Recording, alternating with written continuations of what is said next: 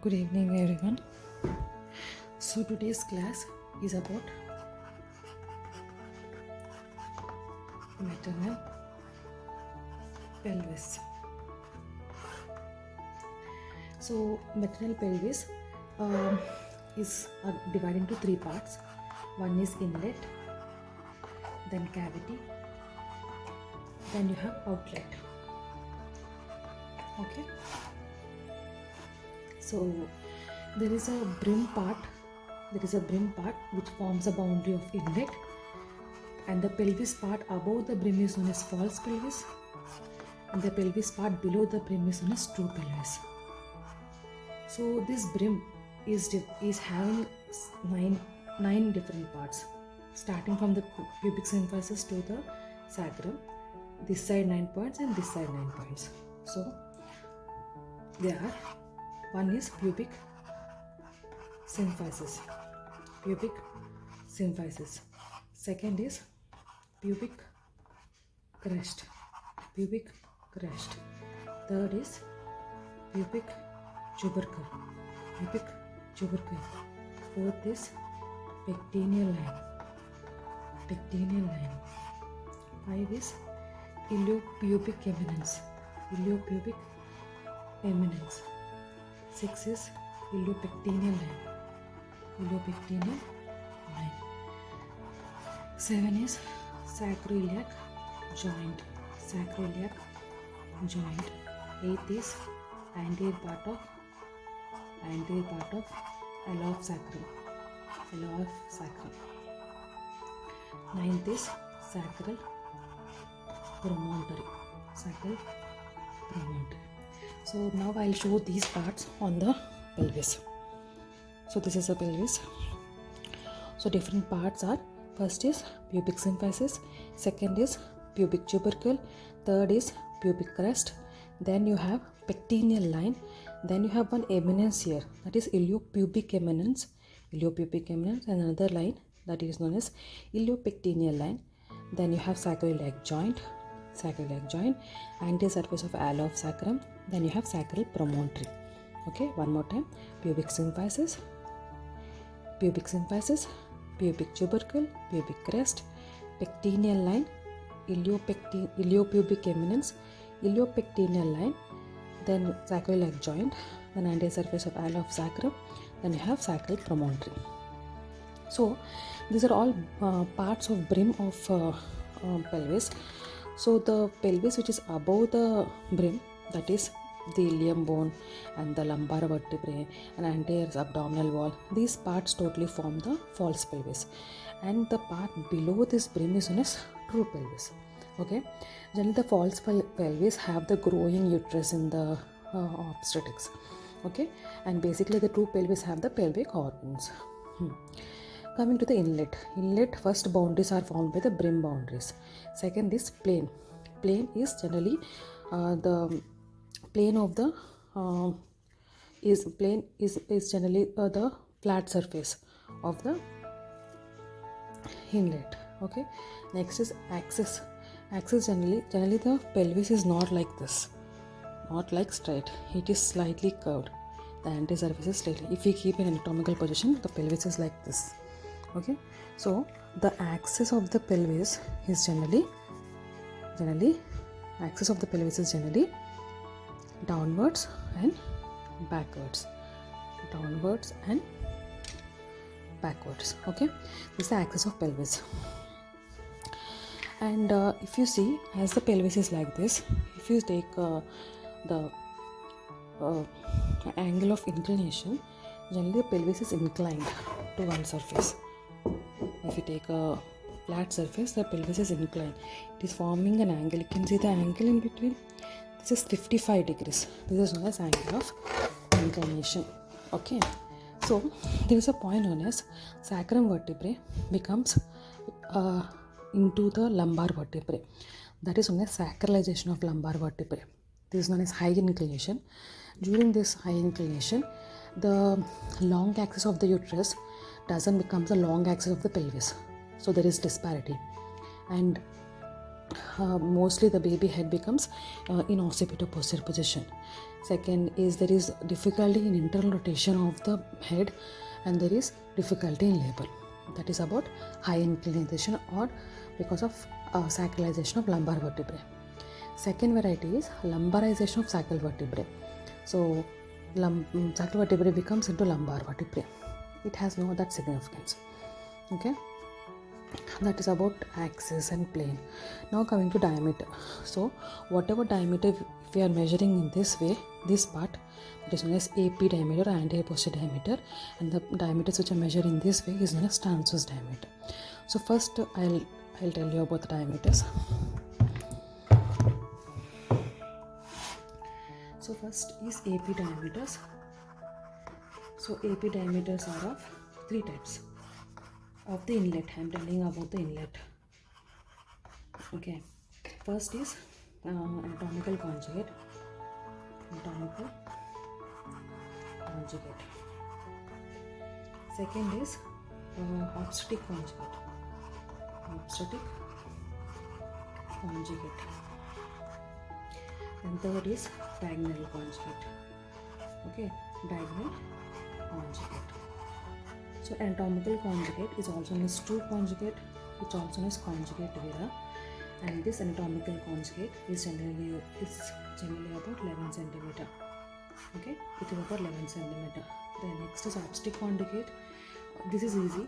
We can remember it as 10 0 O. Okay, that is 10 centimeter. Next is diagonal conjugate. Diagonal is 12 centimeter. So generally we can measure diagonal conjugate, and we can minus, like if we minus 2 centimeter, then that is obstetrical conjugate. If we minus 1 centimeter, that is anatomical conjugate. So how to measure diagonal conjugate? So this is a patient's pelvis, and we are standing opposite to patient. So patient is lying down. So in dorsal lithotomy position, we'll, in an aseptic condition, we'll insert the 2 fingers inside the pelvis. Okay, so we follow the anterior sacral curvature. We follow the anterior sacral curvature. If we are reaching the sacral promontory, then the distance between the lower part of pubic symphysis to the midpoint of the sacral promontory. Okay, distance between the lower part of pubic symphysis to the midpoint of sacral promontory. This distance is basically diagonal conjugate. It is about 12 centimeter. So generally it is not reached. If it is reached, then it can be a contracted pelvis. So diagonal conjugate is this thing. Then is an obstetric conjugate. Obstetric conjugate is diameter between the midpoint of pubic symphysis to the midpoint of sacral promontory. This is obstetric conjugate. And anatomical conjugate is the distance between the upper part of the pubic symphysis to the midpoint of sacral promontory. This is known as anatomical conjugate or true conjugate. These are EP diameters of inlet. Now coming to transverse diameter of inlet. The transverse diameter of inlet are, so the transverse diameters of the inlet are between the iliopectineal lines. I told you there is iliopectineal line here. There is iliopectineal line here. So this is a transverse diameter of the inlet. Okay, this is transverse diameter. There are oblique diameters as well. That is from sacroiliac joint from one side to the iliopubic eminence on the other side. This is oblique diameter, and this is the oblique diameter. These are all diameters of inlet. So the transverse diameter is between the iliopectineal lines, and this is about transverse.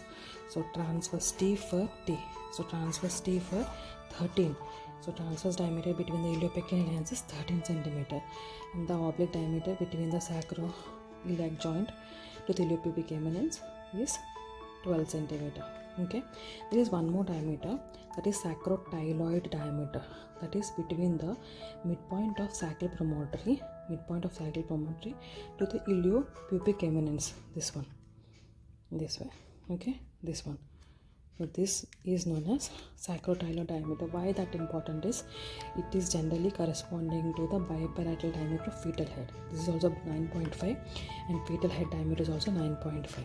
So generally if the fetal head is like this, or like this, then it is corresponding to the sacrotyloid diameter. Okay, that is about inlet. So if they ask about inlets, I'm just revising. The diameters of the inlet are first AP diameters, those 3 diameters. Then the transverse diameters between the line, oblique diameters, and sacrotilar diameter. This is about inlet. Coming to the cavity. Cavity is between the second and third sacral vertebrae and the midpoint of pubic symphysis. This is known as cavity. So cavity is generally round in shape, and every diameter, okay, between the midpoint and symphysis pubis to the midpoint of second and third sacral vertebrae is also 12 centimeter, and between the soft tissues of sacroiliac notch, the diameter is also 12 centimeter. So everything is 12. That's why it becomes round in shape. That is about cavity. Cavity is nothing but it is between the it is above the plane of least dimension. Okay, that is about cavity. And the thing between the plane of least dimension and out is known as outlet. We'll learn later. Okay, now let's learn about pelvic outlet. Okay, pelvic outlet. Generally, there are two types of outlets.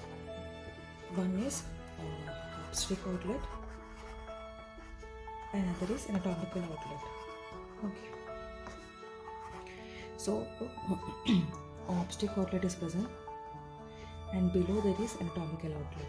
So obstetric outlet is something like it is present between the anatomical outlet and plane of least dimension. Plane of least dimension. So first initially we learn about plane of least dimension.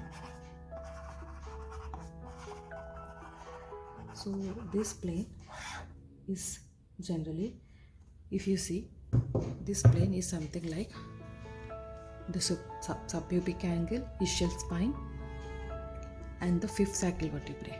So this plane is known as plane of least dimension. It corresponds basically to the ischial spines.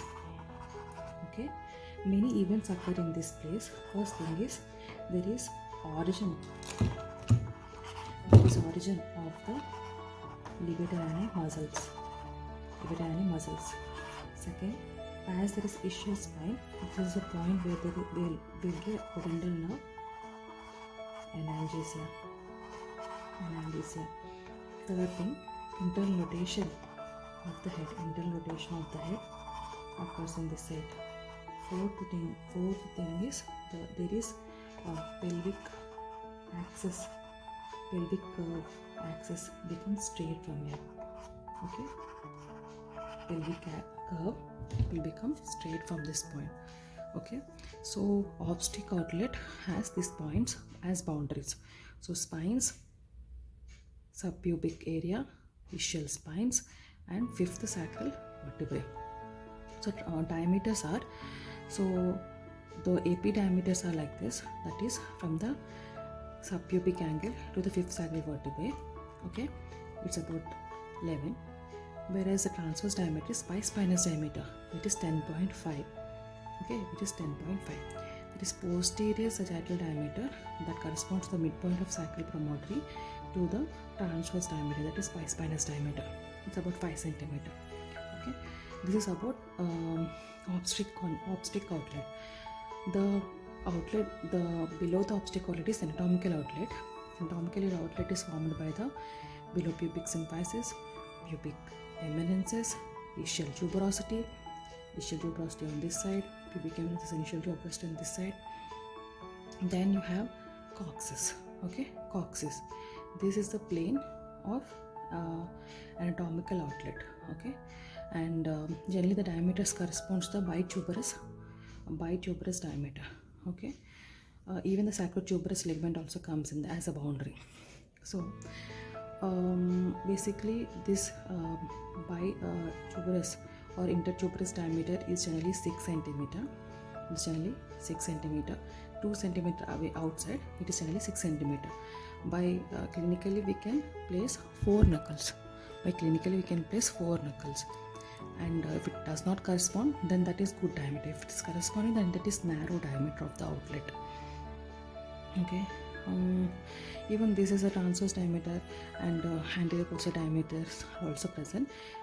Inferior part of symphysis pubis to the tip of coccyx. Okay, as the coccyx is movable, this anterior posterior diameter is variable in case of outlet. Okay, they support anatomical outlet. And there is subpubic angle. The subpubic angle is generally 85 centimeter, and if you keep a disc here, for example, I'll show you. Okay, if you keep a disc of 9 centimeter in this subpubic angle, in this way, okay, there is 1 centimeter of space in between this, so that is known as space of Morris. Okay, this is the waist space of Morris. If it is more than so that space of Morris should not be more than 1 centimeter.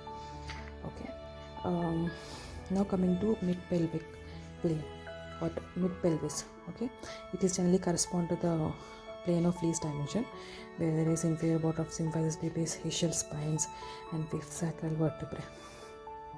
Okay, this is plane of mid pelvis. Okay, nothing more in mid pelvis, and joints like symphysis pubis, sacroiliac joints are formed, and sacrococcygeal joints are also formed. Okay, that's it. Mostly they'll ask about plane of least dimension and what is that importance. They will ask that thing in pelvis. Okay, thank you.